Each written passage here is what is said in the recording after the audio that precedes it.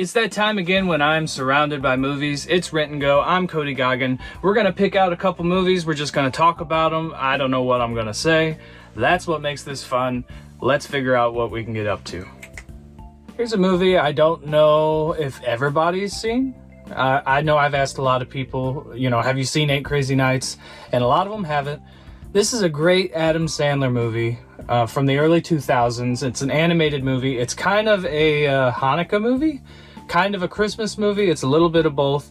And man, this is hilarious. Me and my younger sister have been quoting this movie. And I don't just mean like a line here, a line there. I mean the whole movie. And, every time it still brings us a laugh. She has a great impression of Whitey impersonation. It cracks me up every time. And if you haven't seen 8 Crazy Nights, you should go back and see it.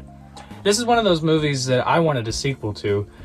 Maybe that doesn't make sense, but I just thought it was a lot of fun. I wanted more of it. Here's a movie I went back and saw in theaters multiple times. This is Mad Max Fury Road. I talked about the first Mad Max and parts of the franchise in one of my Saturday shows here on YouTube. But I wanted to talk about this movie explicitly because it's incredible. It's one of the best action movies I think I've ever seen. It's largely recognized as that. Some of the action scenes in it are crafted and real world effects. It's not CGI. But beyond that, I think there's some really creative color grading and all kinds of stuff going for this movie. There's some cheesy stuff, you got the guy with the guitar on the big war machine cars. It gets cheesy, it gets crazy, it's fun, it's dramatic, it's well made, and you just got to give it to the director, George Miller, the creator of Mad Max, because this came out of nowhere and it was really special. So see Fury Road if you haven't already. I'm looking forward to the spin-off, Furiosa. It sucks they're changing the casting and it's actually a prequel. They're going back in time. But I guess we'll see how that is. And Mad Max Fury Road, check it out. Indiana Jones 5 recently wrapped production. Of course, they're going into post-production and who knows when it's going to be released. I don't think it's been announced when the new Indiana Jones will come out yet. But it'll be very interesting to see the returning of Harrison Ford to the character of Indiana Jones. I want to talk about the whole series real quick right here. Of course, Raiders of the Lost Ark, one of the greatest adventure movies of all time, one of the best movies of all time. That scene at the beginning with the rock and the little gold statue, it's iconic. It's been ripped off over and over and over again. The second movie, The Temple of Doom, was never my favorite, but looking back at it recently, it's still a lot of fun. It's a great movie in every way. Indiana Jones 3, The Last Crusade.